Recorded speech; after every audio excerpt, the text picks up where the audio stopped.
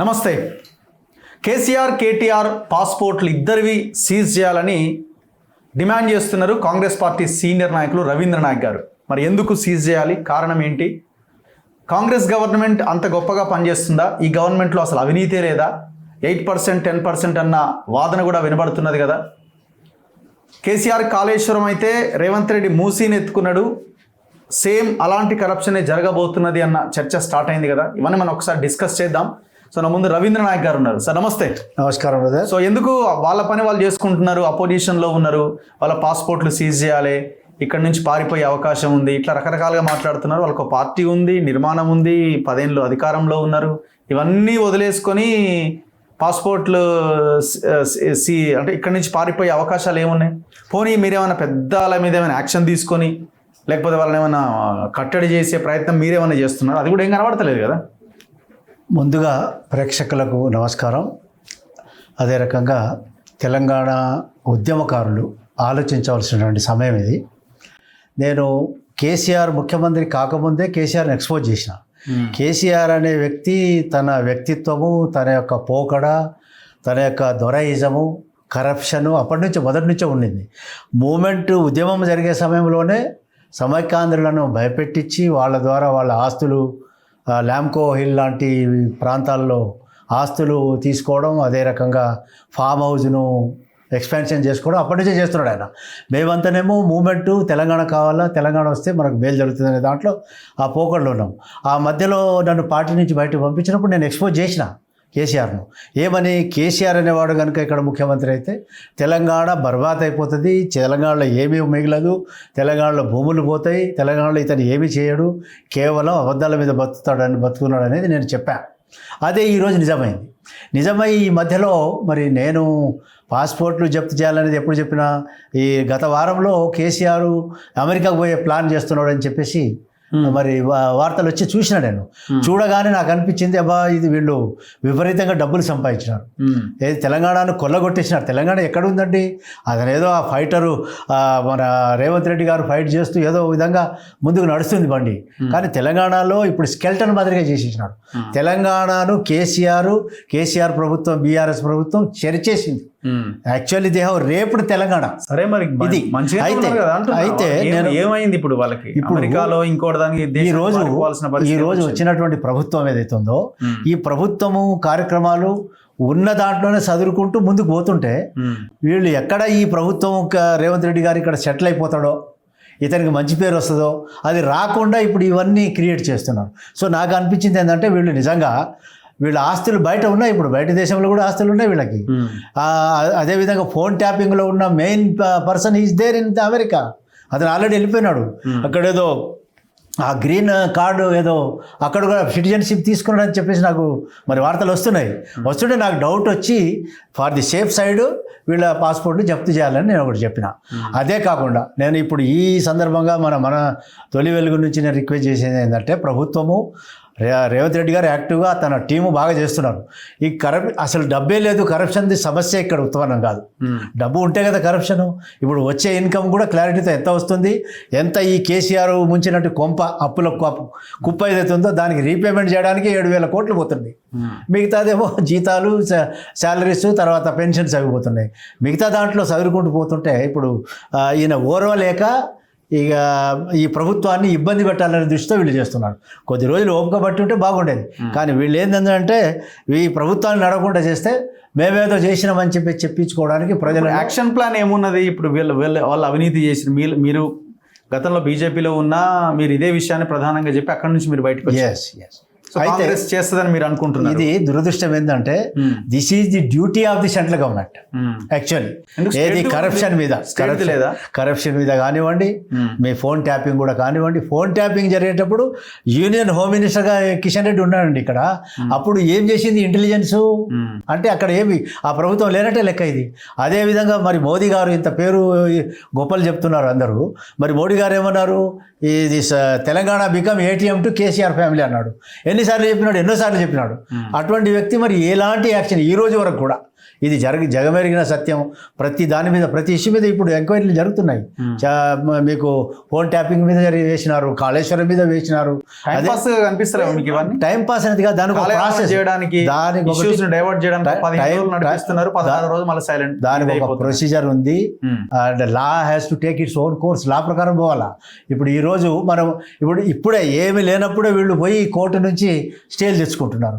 So దాన్ని పకడ్బందీగా చేసే కార్యక్రమంలో ఇన్స్టిట్యూషన్స్ పనిచేస్తున్నాయి. ఇప్పుడు ఉదాహరణకి ఏసీబీ ఇది మొన్న 55 కోట్లు, అది చిన్నది, దట్ ఈస్ పీనట్. పీనట్ అది కాదు, దీనికన్నా పెద్దవి ఉన్నాయి. ముందు వీళ్ళ యాక్షన్ ఏ విధంగా ఉంది, వీళ్ళు ఏమి చేస్తున్నారు అనేది ఇప్పుడు ప్రజల్లో కూడా వస్తుంది. మెల్లమెల్లగా ప్రజలు కూడా అర్థం చేసుకుంటున్నారు. సో ఇప్పుడు నేను ఈ ప్రభుత్వానికి నేను కూడా రిక్వెస్ట్ చేసేది ఏంటంటే వీళ్ళని ఫిక్స్ చేయాలి, డిమాండ్ చేయాలి. నేను డిమాండ్ చేస్తున్నా. రేవంత్ రెడ్డి గారు భయపడవలసిన అవసరం లేదు. ఈ రోజు రేవంత్ రెడ్డి గారిని డిస్టర్బ్ చేసే శక్తి ఎవరు లేరు ఇక్కడ. That I can say. Whole Telangana లాంటి వాళ్ళు మేము ఆయన ఎప్పుడున్నాం. రేపు ఏమి తెలంగాణకి ఏం ఈ ప్రభుత్వానికి డోకా లేకుండా, ఏ ప్రమాదం జరగకుండా మేము కాపాడుతాం. బికాజ్ తెలంగాణ గురించి ఫైట్ చేసిన వాళ్ళల్లో కొంతమందిలో నేను కూడా ఉన్నా. నేను కూడా ఆస్తులు అమ్ముకున్నా, పదవి త్యాగం చేసిన, కేసీఆర్ మరి బర్బాద్ చేసినా కూడా ఈ రోజు వరకు సర్వైవ్ అయ్యి ఈ ప్రభుత్వాన్ని కాపాడుకుంటాం. ఎందుకంటే ముఖ్యంగా నేను ఎందుకు చెప్తున్నానంటే 10% జనాభా కలిగిన ఒక సామాజిక వర్గాన్ని ఆ రోజుల్లో కాంగ్రెస్ పార్టీ ఈ లంబాడి, ఎరుకల, యానాదిలోని షెడ్యూల్ ట్రైబ్స్ చేసింది. ఆ రోజు దానివల్లనే మేము అందు నుంచి వచ్చిన వాళ్ళమే. 69 మూమెంట్లో ఉన్నా నేను. అదేవిధంగా మళ్ళీ దశలో నేను యాక్టివ్గా పార్టిసిపేట్ చేసిన వ్యక్తిగా దిస్ ఈజ్ మై డ్యూటీ. నేను ఈ ప్రభుత్వానికి, కేసీఆర్ గారిని, అదేవిధంగా మన రేవంత్ రెడ్డి గారు వారి టీంని రిక్వెస్ట్ చేస్తున్నా. వీళ్ళు భయపడవలసిన అవసరం లేదు.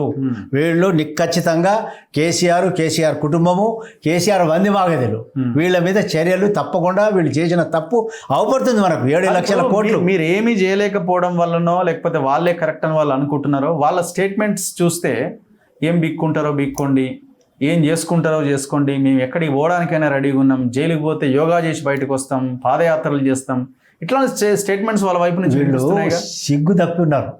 ఈ కేసీఆర్ అనేవాడు ఏమన్నాడు, తన పిల్లలు తప్పు చేసినా జైలుకి పంపిస్తానన్నాడు. ఇతను జైలుకి పంపించే పరిస్థితి చేసి ఉంటే ఆ పిల్లలు కూడా అందులో ఇరుకపోయేవాళ్ళు కాదు. ఈయన పుణ్యమాని వాళ్ళు కూడా ఇరుకపోయినారు. దీనికి ఎవరు కాపాడలేరు. అయితే ఇప్పుడు ఎంతసేపు ప్రజల దృష్టి మళ్లించడానికి, వీళ్ళ అవినీతి మీద ప్రజలకు తెలియకుండా దాన్ని మిస్వరిజం చేయడానికి, ప్రజల్ని దృష్టి మళ్లించడానికి ఇది లేదు అది లేదని చెప్పేసి చేస్తున్నాం తప్పకుండా దీని మీద యాక్షన్. ఇప్పుడు మనకు వేసినటువంటి కమిటీ కానీ, కమిషన్లు కానీ చాలా యాక్టివ్గా పనిచేస్తున్నాయి. డెఫినెట్లీ దీని మీద చర్యలు ఉంటాయి. కానీ వీళ్ళు ఏదైతే దుర్మార్గంగా ఈరోజు మేమే చేసినాము, వీళ్ళు ఏం చేయడం లేదు అని చెప్పి ఏదైతే దుష్ప్రచారం చేస్తున్నారో, కేసీఆర్ అనేవాడు గోబెల్స్ ప్రచారానికి ప్రొఫెసర్. 80,000 పుస్తకాలు చదివింది, ఎంఎస్సీ పిహెచ్డి ఏదో పొలిటికల్ సైన్స్ చేసిన అన్నాడు కదా, అదంతా ఇప్పుడు చూపిస్తున్నాడు. ఇప్పుడు ఆయన గమ్మున ఉంటేనేమో ఏదో కాన్స్పిరసీ చేస్తున్నాడు, ఏదో ఏం చేయలేడు. కేసీఆర్తో ఊదుగాలదు పీరులేవు. That is my challenge. KCR ఏమీ చేయలేడు. కేసీఆర్ ఈ రోజు బయటకు వస్తే మొత్తం చేస్తాడని అంటున్నారు. 10 సంవత్సరాలు తెలంగాణను బర్బాద్ చేసి ఇప్పుడు కూడా బర్బాద్ చేస్తున్నాడు. ఈజ్ అపోజిషన్ లీడర్, క్యాబినెట్ ర్యాంకుతో ఫెసిలిటీస్ తీసుకుంటున్నాడు. ఏది మరి ఈయన ఎందుకు అసెంబ్లీకి రావడం లేదు? ఈయనకు ధైర్యం ఉంటే అసెంబ్లీకి రావాలి కదా, జవాబు చెప్పాలి కదా. ప్రజలు ఏ విధంగా కనీసం తను ఏమి చేయకుండా అట్లీస్ట్ సజెషన్ ఇస్తాడు కదా, ఇది రాంగ్ ఉంది, ఇది రైట్ ఉందని చెప్పే పరిస్థితి లేదు. అతను చేసిన యొక్క దుర్మార్గం ఏదైతే ఉందో, ఆర్థిక నేరం ఏదైతే ఉందో, అది ఆర్థికంగా చితికి అసలు ఈ తెలంగాణలో ఆర్థికంగా ఆ వ్యవస్థనే దెబ్బతినిపోయింది. ఈరోజు అన్ని కార్పొరేషన్లు అప్పులే. ఈ అప్పులు తీర్చలేనటువంటి పరిస్థితి వచ్చింది. ఇప్పుడు ఏమన్నా అంటేనేమో మీరు పెన్షన్స్ ఇస్తలేరు. ఇప్పుడు కేసీఆర్ ఫామ్ హౌస్ లో ఉండి సైలెంట్ గానే ఉండడం అనుకుంటున్నారా? ఏం రాజకీయ కేసీఆర్ బయట ముఖం చేయించే పరిస్థితి లేదండి. ఇప్పుడు అతను నన్ను ఫేస్ చేయమని చెప్తున్నాడు. I'm challenging KCR. కేసీఆర్, రవీంద్ర నాయక్, కేసీఆర్ మాట్లాడదాం. మనం మాట్లాడి చెప్దాం తెలంగాణ ప్రజలకి. నువ్వు ఎందుకు మాట్లాడతలేవు అనేది నేను అడుగుతా, నువ్వు చెప్పు. సరైన టైంలో వస్తాడు. ఏ టైం రాదు, అతను టైం అయిపోయింది. ఇప్పుడు అతను క్లోజ్ చేసుకోవాల్సిందే దుకాణం. తన కేసుల నుంచి తను బయటపడితే చాలు. బయటపడేది ఉండదు. కాదు కేటీఆర్నే మీరు టచ్ చేస్తలేరు, కేసీఆర్ దాకా పోతారా మీరు? కేసీఆర్ కాదు, ఎవరున్నా తెలంగాణలో ఒక పైసా ఎవడన్నా మిస్యూజ్ చేసినా, అవినీతి చేసినా అది కక్కిస్తాం. డెఫినెట్లీ కాంగ్రెస్ పార్టీ మన రేవంత్ రెడ్డి గారి నాయకత్వంలో, వారి టీం నాయకత్వంలో చాలా మంచిగా పనిచేస్తున్నారు. బీజేపీ అసలు ఏం చేయట్లేదు, వాళ్ళు అవినీతి మీద మాట్లాడతలేరు అన్నారు. వాళ్ళు ఏమంటున్నారు, మేము కవితను అరెస్ట్ చేసినాం. చూసిరు కదా మీరు లిక్కర్ స్కామ్ లో, మరి మీరేం చేసారో చెప్పండి అని అడుగుతున్నారు. బీజేపీ ఏదో చేస్తుందనే 8 సీట్లు ఇచ్చినారు. 8 సీట్లు పాపం గెలిచిన వాళ్ళు మంచి వాళ్ళే, కానీ ఏం లాభం, గుడ్ ఫర్ నథింగ్. ఈరోజు స్టేట్కి ఏమైనా ఎక్స్ట్రా ఏమైనా తెచ్చినరా? 8 సీట్లు ఇచ్చినారు. ఎందుకు ఇచ్చినారు? అక్కడ ఎట్లా సెంట్రల్ గవర్నమెంట్ బీజేపీ ఫామ్ అవుతుందేమో, కనీసం మనకు వీళ్ళదేమైనా చేస్తారంటే ఇంతవరకు ఢిల్లీ ఏమి చేయలే. ఈ కిషన్ రెడ్డి గారు ఇక్కడ కూర్చొని మోదీ గారి భజన చేస్తా, గుజరాత్ భజన చేస్తా అంటాడు. అంటే గుజరాత్ చేయ మోదీ గారే తెలంగాణ సెపరేట్ రాష్ట్రానికి వ్యతిరేకమైన, తల్లిని చంపినారు, తెలంగాణ ఇచ్చిన అన్నారు, అంటే ఎక్స్పోజ్ అయిపోయినారు. ఈయనేమో వాళ్ళ గులాములు అంటాడు. వాళ్ళు తెలంగాణ గురించి ఎప్పుడు లేరు. ఈరోజు నిధులు కూడా ఇచ్చే పరిస్థితి లేకుండా పోయింది. కాబట్టి నేను చెప్పడం ఏంటంటే, ముఖ్యంగా ఈ ప్రభుత్వం చర్యలు తీసుకుంటుంది, నేను తీసుకోవడం లేదని అనడంలే, కానీ దేర్ ఈజ్ ఎ ప్రొసీజర్, లా ప్రకారం ముందుకు వెళుతున్నాము. తప్పకుండా రేవంత్ రెడ్డి గారు చాలా కరెక్ట్గా యాక్టివిటీస్ చేస్తున్నారు, ప్రోగ్రామ్స్ బాగా నడుస్తున్నాయి. ఇవి రేపు సంక్రాంతి నుంచి మిగతాది ఈ మహిళలది కానివ్వండి, ఈ రైతు బంధు కానివ్వండి, కంపల్సరీ 7,500 ఏదైతే చెప్పినారో రేపు సంక్రాంతి తర్వాత ఇస్తున్నాము. దాంట్లో ఎలాంటి ఇబ్బంది లేదు. కానీ ఇవన్నీ జరగాల సాఫీగా అంటే వీళ్ళను కట్టడి చేయాలా. నేను ఒకటే డిమాండ్ చేసింది ఏంటంటే, కేసీఆర్ ప్రభుత్వంలో ఉండి అధికారులు, ఇప్పుడు నేను పేర్లు తీసుకోవద్దు, కొంతమంది అధికారులు హెలికాప్టర్లు తీసుకొని పోయినారండి. ఐఏఎస్ అధికారి హెలికాప్టర్ తీసుకెళ్ళి సల్యూట్ తీసుకున్నారు. ఏది ఆ ప్రోటోకాల్లో ఉందో లేదో నాకు తెలియదు, ఐఎమ్ సారీ. స్మితా సబర్వాల్ ఇక ఒక పేరు ఏంటండి, వాళ్ళని కూడా బుక్ చేయాలంటున్నా నేను. ఈ రోజు వాళ్ళ బాధ్యత ఏముంది? ఐఏఎస్లుగా ఐపీఎస్లుగా సెలెక్ట్ అయ్యి ఇక్కడ రేవంత్ రెడ్డి చేస్తలేడు, ముఖ్యమంత్రి గారు దగ్గరనే పెట్టుకున్నాడు. ముఖ్యమంత్రి గారు వారి ఎంబడి ఉండి పరోక్షంగా కానీ ప్రత్యక్షంగా కానీ ఎవరు సహకరించినా వాళ్ళ మీద చర్యలు తీసుకోవాలా. చర్యలు ఉంటాయి, ఇప్పుడు ఒక్కొక్కరిది వస్తుంది, రావడం లేదని కాదు, కానీ అది తొందర చేయవలసిన అవసరం ఉంది. మన కార్యక్రమాలు సాఫీగా నడిపించడానికి, ఈ ప్రభుత్వాన్ని ఇందిరమ్మ ప్రజాపాలన సాఫీగా నడవడానికి వీళ్ళను కట్టడి చేయాలి. చేయడానికి ఈ ప్రభుత్వం మంచి చర్యలు తీసుకుంటుంది, ఇంకా స్పీడప్ చేయాలని నేను కోరుకుంటున్నాను. మీరు కూడా ఒక గిరిజన నాయకుడిగా తెలంగాణలో ఉన్న అసైన్డ్ భూములన్నీ కొల్లగొట్టారు. ఈ కార్ల స్కాము, కాళేశ్వరం, ఇవన్నీ చాలా చిన్న స్కామ్లు. ఇవన్నీ కాళేశ్వరం కూడా చిన్నదే భూములతో కంపేర్ చేస్తే. లక్షల ఎకరాలు ప్రజల భూమి పోయింది, గవర్నమెంట్ భూమి కూడా పోయింది. ఈ నయీం భూములు కానివ్వండి, గోల్డ్ స్టోన్ ప్రసాద్ భూములు కానివ్వండి, వక్ భూములు కానివ్వండి, గాంధీశికుల భూములు కానివ్వండి, మన భూదాన బోర్డు భూములు కానివ్వండి, సర్ప్లస్ ల్యాండ్స్ కానివ్వండి, తర్వాత నిజాం మిగులు భూములు అప్పటివి, అదే రకంగా ఈ అసైన్డ్ భూములు అన్నీ లాక్కొని ప్రైవేటు వ్యక్తులకు కట్టబెట్టి డబ్బులు క్యూట్ ప్రో కింద డబ్బులు తీసుకున్నాడు. మిగతాదేమో తన ఆఫీసులు కట్టుకున్నాడు. ఆ ఆఫీసులలో ఈరోజు గవర్నమెంట్ ఇన్స్టిట్యూషన్స్ పెట్టాలని నేను డిమాండ్ చేస్తున్నా. కేసీఆర్ అయితే దుర్మార్గంగా అసైన్మెంట్ ల్యాండ్స్ లాక్కున్నాడో ఎస్సీ ఎస్టీలు, మీరు 1 ఎకరా భూమి కూడా వెనక్కి డెఫినెట్లీ అన్నిటి మీద చర్యలు ఉంటాయి, తీసుకుంటున్నాం. దాంట్లో ఎలాంటి తెలంగాణ ప్రజలు దయచేసి కేసీఆర్ను ఏదో నమ్ముతున్నారని, అటువంటి కేసీఆర్ని నమ్మే పరిస్థితి లేదు. కేసీఆర్ను నేను ఎక్స్పోజ్ చేసిన ఆల్రెడీ, ఈయన సీఎం కాకముందే నేను ఎక్స్పోజ్ చేసిన. కాబట్టి ఇప్పుడు ఉద్యమకారులు కూడా దయచేసి మేల్కోవాలి. ఈ కేసీఆర్ను మళ్ళీ ఎక్కడైనా ఏ అవకాశం ఇచ్చినా, ఈరోజు స్టేట్ ఎక్సెకర్ ఈరోజు కూడా ఆయన నష్టపరుస్తున్నాడు. ఈరోజు కూడా తన పాత్ర సరిగా నిర్వహిస్తలేడు. మరి కొంతమంది ఎందుకు అంటున్నారు 10 ఏళ్ల పాలన కంటే 1 ఇయర్ పాలనలో అంత ఆగమాగం చేస్తుంది? ఇది కేసీఆర్ గోబెల్స్ ప్రచారం చేయించింది. ఇది కూడా డబ్బులు పెట్టి కొన్ని ఛానల్స్ పెట్టుకొని తన ఇష్టారాజ్యంగా దుష్ప్రచారం చేస్తుండే తప్ప ఎక్కడ ఇతన్ని జ్ఞాపకం చేయడం లేదు. ఇతను మర్చిపోయినాడు జనం. ఇంకెక్కడ ఉన్నాడు కేసీఆర్ ఉంటే అపోజిషన్ లీడర్గా రావాలా, వీళ్ళ తప్పులు ఎత్తి చూపించాలా. ఎప్పుడైతే కేసీఆర్ రావడం లేదో తను అంటే ఇక్కడ తప్పులు ఏమీ జరగడం లేదు, ఈ ప్రభుత్వం బాగానే చేస్తుందనే ఇండికేషన్ కేసీఆర్ ఇస్తున్నాడు. ఇక కొడుకు ఎందుకు ఎగురుతున్నాడు, ఎట్లా లోపడి పోతాడు? అయితే నేనేదో కొట్లాడుతుంటే, నేనేదో తెలంగాణ ప్రజల్ని ఏదో చేస్తుంటే నా మీద కేసులు పెట్టినని చెప్పుకోవడానికి చేస్తుంటే తప్ప ఇది ఇక్కడేమో ఆయన ఏదో నిజంగా ఫైట్ చేస్తున్నది ఏమాత్రం. టీఆర్ఎస్లో ఎప్పటి నుంచి ఉన్నారు? నేను 2002 నుంచి 2002 నుంచి. తెలంగాణ తల్లి విగ్రహం ఎప్పుడు పెట్టారు? అప్పటికే అప్పటికే వచ్చింది ఆ డిజైన్. మార్చారు కదా. ఆ డిజైన్ చేసిన వాళ్ళు, ఆ విగ్రహం చేసిన వాళ్ళు, కారు గుర్తు చేసిన వాళ్ళు, కేకే మహేందర్ రెడ్డి, ఈన్నయ్య వాళ్ళు, పాప వాళ్ళందరినీ చంపేసినాడే. ఎవరు ఉన్నారు రాజకీయంగా కొంతమందిని చంపినాడు, అసలు చచ్చిపోయినారు. ఎంఏ రెహమాన్ కానీ, జిట్టా బాలకృష్ణారెడ్డి కానీ, నరేంద్ర కూడా ఎన్ని విధాలు విజయశాంతిని బతికుండి చచ్చే పరిస్థితి చేసే. నేను స్వయంగా ఒక గిరిజనుడిగా ఒక గుడిసె నుంచి వచ్చి నేను స్వయంగా తయారై ఆ రోజుల్లో నేను ఒక గొప్ప పని చేసిన. నేను 10% ఉన్న జనాభా కలిగిన సమాజానికి నేను రిజర్వేషన్ కల్పించిన వ్యక్తిగా తెలంగాణ రాష్ట్ర ఏర్పాటు గురించి పార్లమెంట్లో మాట్లాడింది నేనండి. ఈ కేసీఆర్ అనేవాడు మాట్లాడలే. ఆ రోజు బిల్లు పెట్టే రోజు పారిపోయినాడండి. ఆ సమైక్యవాదులతో కలిసిపోయినారు. ఈయన ఆ రోజు అంతకు ముందే సమైక్యవాదులతో ల్యాంకో హిల్స్ రాజగోపాల్ది, ఆ ల్యాంకో హిల్స్ కూడా ఇతను కబ్జా చేసిండని చెప్పేసి పుకార్లు వచ్చినాయి.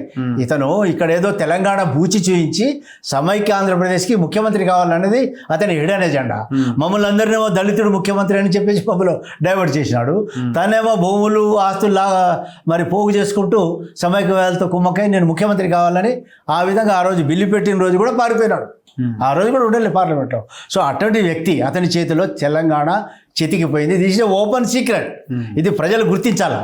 కేసీఆర్ చేసిన దుర్మార్గాన్ని గుర్తించాలా. ఈ ప్రభుత్వం చేయకుండా అడుగుదాం మనం. ఇప్పుడు ఈ 1 yearలో కూడా చాలా పనులు చేసినారు, చేయడం లేదని. పాయింట్ ఏంటంటే మీరు పాత తెలంగాణ తల్లి విగ్రహాన్ని కూడా దండేసి ఉంటారు అప్పుడు బీఆర్ఎస్ లో ఉన్నప్పుడు. ఇప్పుడు కొత్త దానికి ఇప్పుడు కూడా దండేసి మొక్కి ఉంటారు. ఏది బాగుంది? ఇప్పుడు ఇక్కడ బాగుంది బాగలేదు అనేది కాదు. ఆ రోజు ఏ చెట్టు లేని చోట ఆమె చెట్టు మహావృక్షం అంటారు. ఆ రోజు ఏదో నిలబెట్టినాము, దానికి అథెంటిసిటీ లేదు. దానికి గవర్నమెంట్ కనీసం ఒక జియో కానీ లేక ఒక ఆర్డర్ కానీ అటువంటిది ఏమీ లేకుండా, కనీసం జాతీయ గీతం లేకుండా ఒక దళితుడు రాసిండు ఆ గీతాన్ని అని చెప్పేసి దుర్మార్గంగా దాన్ని ఆపిపెట్టినాడు. సో అటువంటి వ్యక్తి ఈరోజు విత్ ప్రొసీజర్ గవర్నమెంట్ దాని మీద మరి ఆర్డర్ ఇచ్చి దాన్ని చేసినటువంటి విగ్రహం ఇదే నిజమైన విగ్రహం. కామన్ లేడీ, తెలంగాణలో కామన్ అమ్మ, ఉమెన్, ఆ సింబాలిక్గా ఉంది కాబట్టి దీన్ని అందరూ యాక్సెప్ట్ చేసినారు. ఇది కావాలని ఇప్పుడు ఆమె కవిత గారు కూడా ఏదో మాట్లాడుతున్నారు ఆవకలు చవకలు, కానీ ఇవన్నీ అనవసరంగా వాళ్ళు చేసిన తప్పులన్నీ చేసినారు. ఇప్పుడు వీళ్ళు చేసే దాంట్లో తప్పులు లెక్క పెడుతున్నారు. ఇప్పుడు ఇతరుల తప్పులు ఎత్తేవారు తన తప్పులు ఎరగరట. ఏం తక్కువ చేసినారా వీళ్ళు? ఇవన్నీ బయటకు వచ్చినాయి, ప్రజలకు తెలుసు. కాబట్టి ప్రభుత్వం కూడా దీన్ని టైం టు టైం దీన్ని రివ్యూ చేసుకుంటూ ముందుకు నడవాలనేది నేను కోరుకోవడం. ఇప్పుడు కేసీఆర్కి కాళేశ్వరం అయితే రేవంత్ రెడ్డికి మూసి అంటున్నారు కదా. మూసిది ఇంకేమండి, దాని మీద ఎలాంటి ప్రపోజల్ కానీ స్టడీ చేస్తున్నారు. ఆయన దానికి 1,20,000 పెట్టండి, ఈయన దీనికి 1,50,000 పెట్టబోతున్నాడు. దానికి ఎక్కడైనా రిపోర్ట్ తయారు చేసినారా, ఏదైనా ఎస్టిమేషన్ వేసినారా, ఎక్కడైనా డబ్బు దాని మీద పెట్టినారా? ఏమీ లేదు. అక్కడ పిల్ల పుట్టక ముందే కేసీఆర్ కుళ్ళ గుట్టిచ్చేస్తున్నాడు. అక్కడ ఏమీ లేదు. అది ఒక ప్రపోజల్. దాన్ని స్టడీ చేయడానికి కూడా వేరే దేశానికి కూడా పోయి వచ్చినారు. అది టేకప్ చేస్తే చాలా బాగుంటుంది. దానివల్ల ఈరోజు 1,000 మంది రోగాల బారిన పడుతున్నారు. ఇదే కాకుండా దీని ఎఫెక్ట్ ఇతర డిస్ట్రిక్ట్లో కూడా పడుతుంది, ఇతర నల్గొండ లాంటి ప్రాంతాల్లో. కాబట్టి ఇది చాలా అవసరం. ఈ మూసీ నది ప్రక్షాళన తప్పకుండా చేయాలా, జరుగుతుంది. అయితే అక్కడ పేదవాళ్లకు ఎఫెక్ట్ కాకుండా చూడాలి. అది మా ప్రభుత్వ నీతినే. అసలు పేదోళ్ళకి ఇల్లు ఇచ్చేది, పేదోళ్ళకి అసైన్మెంట్ ల్యాండ్ ఇచ్చిందే కాంగ్రెస్ పార్టీ హామ్ చేయదు. అదేవిధంగా మన రేవంత్ రెడ్డి గారి ప్రభుత్వం కూడా హామ్ చేయదు. ఇది కట్టుబడి ఉన్నారు. ఈరోజు మరి రాహుల్ గాంధీ గారు చెప్పినటువంటి కులగణన కూడా మరి ముందుకు తీసుకెళ్తున్నాం. సో ఇది చాలా గొప్ప విషయం. సో దీన్ని ఈరోజు రేవంత్ రెడ్డి గారికి సర్వ విధాల తనకు ఆ శక్తి ఉంది, కెపాసిటీ ఉంది. తప్పకుండా ఇక్కడ కార్యక్రమాలు సాఫీగా జరుగుతాయి. ఈ వీళ్లను మాత్రం కట్టడి చేయాల్సినటువంటి అవసరం, స్పీడప్ చేయాలని మాత్రం. సో ఒక పాయింట్కి ఆన్సర్ చేయండి. ఒక మౌలికమైన మార్పు ఏమొచ్చింది రాష్ట్రంలో? కేసీఆర్ ఓడిపోయిండు, ఒక దుర్మార్గమైన పాలనను పక్కన పెట్టగలిగినామన్నది కాకుండా ఒక మౌలికమైన చేంజ్ ఏమొచ్చింది 11, 12, 13 నెలల కాలంలో? ఇప్పుడు 12, 13 నెలల్లో 3-4 నెలలు ఎలక్షన్స్కే పోయింది, పార్లమెంట్ ఎలక్షన్స్. యాక్చువల్లీ వచ్చి లెక్కలు చూడడానికే ఇతను చేసినటువంటి కొంప ముంచినటువంటి అది స్టడీ చేయడానికి 2 నెలలు పోయింది. 5-6 నెలల్లో చేసినటువంటి కార్యక్రమాలు మౌలికంగా ఇప్పుడు 50 నుంచి 55,000 మందికి ఉద్యోగాలు ఇవ్వడం, తర్వాత ఫ్రీ బస్సు, ఇమ్మీడియట్ పేదోళ్ళకి ఏది అవసరం అనేది మరి విమెన్కి ఫెసిలిటీ, తర్వాత 500 రూపీస్ గ్యాస్ కనెక్షను, 200 ఇది మన ఎలక్ట్రిసిటీ, ఫ్రీ ఎలక్ట్రిసిటీది. ఈ విధంగా ఇందిరమ్మ ఇళ్ళు తప్పకుండా ఇంతకుముందు కట్టించింది ఇందిరమ్మ ఇళ్ళే. ఇప్పుడు ఆ ఇళ్ళే ఇప్పుడు 20 లక్షల ఇళ్ళకి రేపు సంక్రాంతి నుంచి స్టార్ట్ చేస్తున్నారు, న్యూ ఇయర్ నుంచి. సో దీంట్లో చాలా మార్పు ఉంది. ఎందుకంటే కేసీఆర్ ఉన్నప్పుడు ఎవరికైనా అవపడలేదు. ఆ ప్రగతి భవన్ పోయి ఆయన ముఖం చూడాలి, మేము చూడలేదండి. అపోజిషన్ లీడర్లు కూడా కలవకపోయేది. అసలు చీఫ్ మినిస్టర్ కనీసం రేవంత్ రెడ్డి ఎక్కడ అవపడ్డా రేవంత్ అన్న అనగానే కనీసం నేను ఇక్కడ ఉన్నానే అయితే చెప్తున్నాడు. ప్రజలకి యాక్సెస్లు అయితే ఉన్నాడు, దీంట్లో ఏమీ డౌట్ లేదు. అదే చేంజ్ ప్రజలకు అవ్వపడకుండా కనీసం ఎమ్మెల్యేలను మంత్రులను కూడా కలవకుండా ఆయన రాజ్యం చేసే 10 సంవత్సరాలు తెచ్చిన తెలంగాణ ఊపిరి సల్పకుండా చేసినాడు. అశాంతి నెలకొని ఉంది అప్పుడు. సో కనీసము ఇవన్నీ విషయాల నుంచి ఈ ప్రభుత్వం రిలీఫ్ చేసింది, రిలాక్స్ చేసింది. దీన్ని తప్పకుండా తెలంగాణ ప్రజలు హర్షిస్తున్నారు, ఇంకా హర్షిస్తారు. రేపు సంక్రాంతి తర్వాత ఇంకా చాలా కార్యక్రమాలు బ్రహ్మాండంగా చేస్తున్న విషయాన్ని సందర్భంగా తెలియదు. సో మీకు ఏమైనా పదవులు అట్లాంటివి ఏమన్నా? నేను పదవి గురించి రాలే. ఒకటి ఏంటంటే నా ఏమో కులమే బలం అంటారు. సో నా కులమంతా కాంగ్రెస్కి వెళ్ళింది. సో ఇక నేను ఒక్కడిని ఎట్లా ఉండిపోతే బాగుండదు కదా. అందులో కాంగ్రెసే మాకు గుర్తింపు ఇచ్చింది. కాంగ్రెస్ టైంలో నేను ఎంపీగా, మంత్రిగా, మరి అదేవిధంగా SC ST కమిషన్ మెంబర్గా ఆ రోజు కాంగ్రెస్ సపోర్ట్తోనే నేను ఎంపీ గెలిచిన. TRSలో ఉండి కూడా కాంగ్రెస్ సపోర్ట్ చేసినారు. సో కాంగ్రెసే ఇలా ఎస్టీలు చేయడం వల్ల ఈరోజు నా సమాజంలో చాలా బ్రహ్మాండంగా ఈరోజు కార్యక్రమాలు మరి మా వాళ్ళు డెవలప్మెంట్ దిశకు వెళ్తున్నారు. వాళ్ళకి ఇంకా డెవలప్ చేయవలసి ఉంది. అదేవిధంగా తాండాలని గ్రామ పంచాయతీ చేసిండు ఆయన, ఖాళీ గ్రామ పంచాయతీలు. ఆ గ్రామ పంచాయతీలకి బడ్జెట్ లేదు. ఆ గ్రామ పంచాయతీ రెవెన్యూ బడ్జెట్ కావాలా. 6,000 స్కూళ్ళు బంద్ చేసిపోయినాడు కేసీఆర్. అవి ఓపెన్ చేసేటువంటి పరిస్థితి ఈ ప్రభుత్వం తీసుకొస్తుంది. మరి దాదాపుగా 20-30 వేల మంది టీచర్లకు ప్రమోషన్స్ ఇవ్వడం, ఈ విధంగా చాలా 3,000 మందికి ఇప్పుడు టీచర్లను భర్తీ చేయాలని, ఆ స్కూళ్ళను ఓపెన్ చేయాలని ప్రపోజల్. ఈ విధంగా చాలా కార్యక్రమాలు ఈ ప్రభుత్వం చేయబోతుంది. సో ఇప్పుడు ఈ అల్లు అర్జున్ ఇష్యూ ఎందుకు మీరు కావాలని దీన్ని ఇంకా ప్రొలాంగ్ చేస్తున్నారా? ఇప్పుడు అల్లు అర్జున్ ఇష్యూ 15 రోజులు కావాలా ఈ సమయం ఈ ఇష్యూని సార్ట్ అవుట్ చేయడానికి? ఇష్యూని ఆ రోజు అసెంబ్లీలో ముఖ్యమంత్రి గారు క్లారిటీతో చెప్పినారు జరిగిన వ్యవహారం. ఈరోజు అది కూడా ఒక కొలిక్కి వచ్చింది. సరే, అది టీ కప్పుల తుఫాను మాదిరిగా ఈరోజు అయిపోయిందని నేను అనుకుంటున్నా. సో దీన్ని ఎక్కువ లాగకుండా దీన్ని వాళ్ళు ఎవరి పనులు వాళ్ళు చేసుకుంటూ ప్రజలకు ఇబ్బంది కలగకుండా చేస్తే సరిపోతుంది అనేది ఈ ప్రభుత్వ ఉద్దేశము. ప్రభుత్వం కూడా అదే కోరుకుంటుంది. Anyway, thank you sir. Thank you very much. నమస్కారం. ఇది రవీంద్రనాథ్ గారితో స్పెషల్ ఇంటర్వ్యూ. చూస్తూనే ఉండండి మన తొలి వెలుగు.